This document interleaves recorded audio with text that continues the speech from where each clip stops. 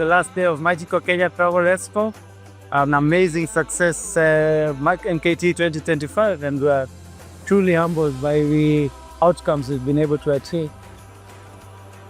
My experience, what I've seen, that people that really make so happy, the exhibitors, and after amazing 3 days of so much happening in Magical Kenya Expo Magical Kenya 2025, and we have seen that a lot of excitement. People have been buzzing and still the door to see because meetings have been going on endlessly and relentlessly. The people started to be about the Magical Kenya.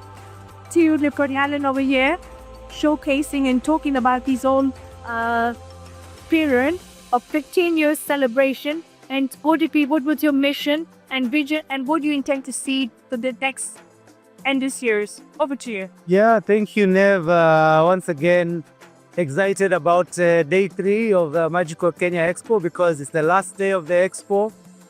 We've been here at Uhuru Gardens since Wednesday for the 15th edition of MKTE, and it's our biggest ever on all metrics, on all parameters. We have received over 8,500 people walking through the gates of Uhuru Gardens since Wednesday.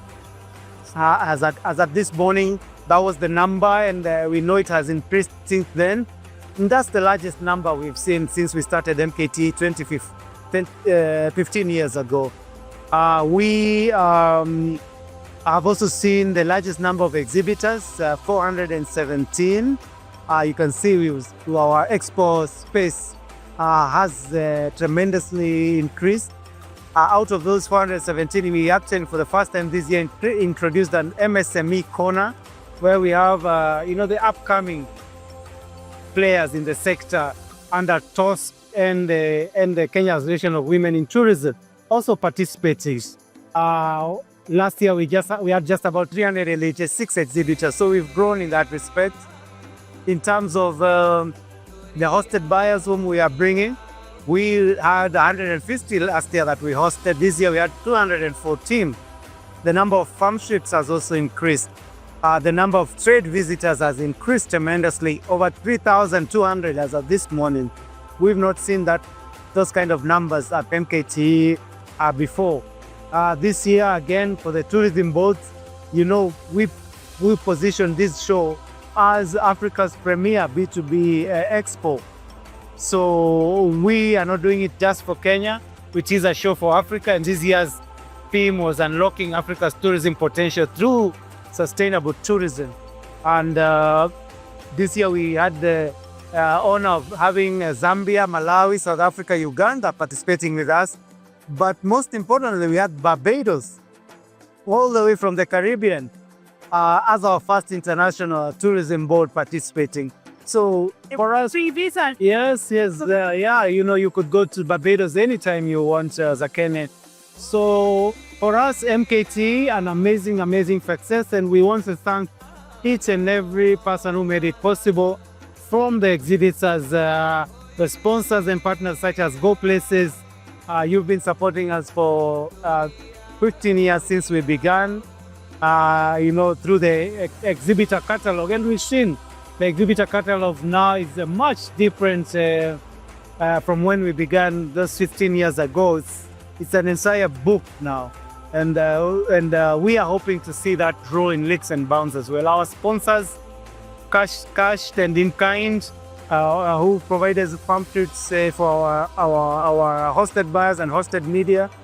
Our parent ministry, our chief guest, Honorable Kithure Kindiki, the Deputy President of the Republic of Kenya, who opened this event yesterday for us. So, all in all, the success of this event could not have happened without many people working tirelessly, including our event organizers and the KTB staff, who have been planning this for a long time.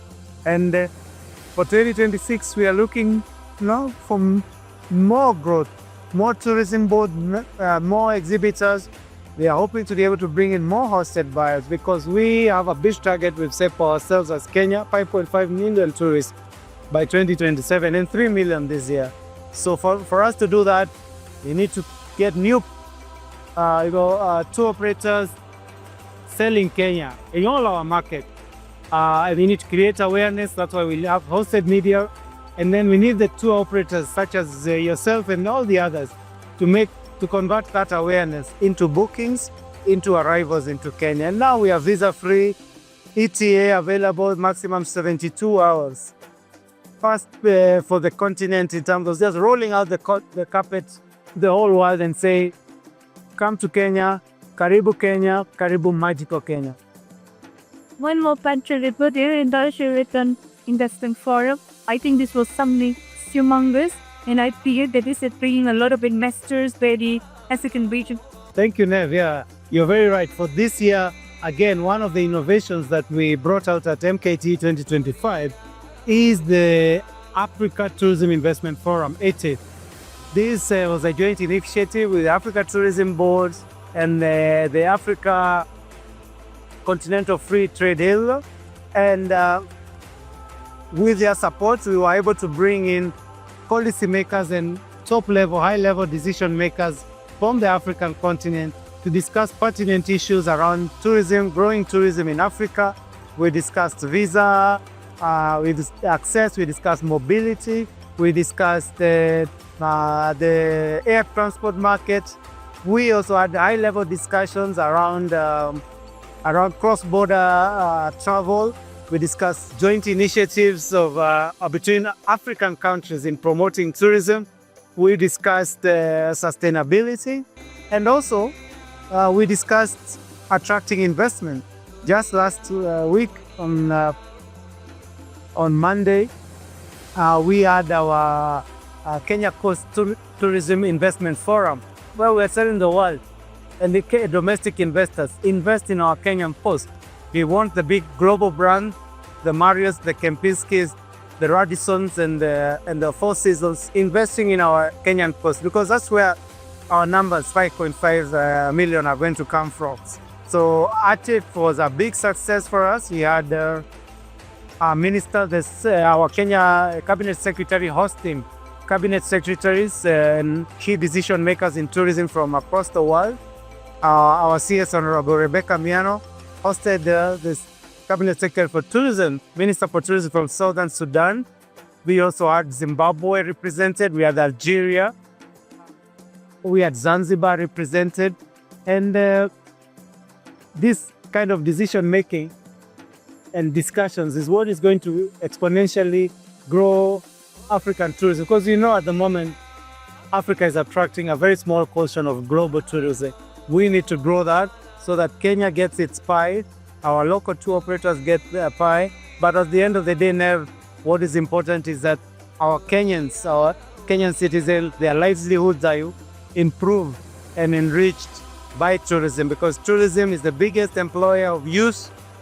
It's the biggest contributor in terms of tourism percolating within the ecosystem. When a tourist comes, the hotels may benefit, the tour operators, the suppliers, Mama Mboga, the transport industry, everybody benefits from tourism. So that's the end goal for us as KTNet. No, thank you so much, Alan.